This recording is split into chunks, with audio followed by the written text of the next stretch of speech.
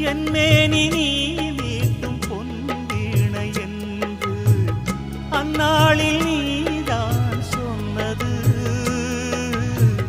கையேந்தி நான் வாங்கும் பொன் வீணை இன்று கைமாறியேனோ சென்றது.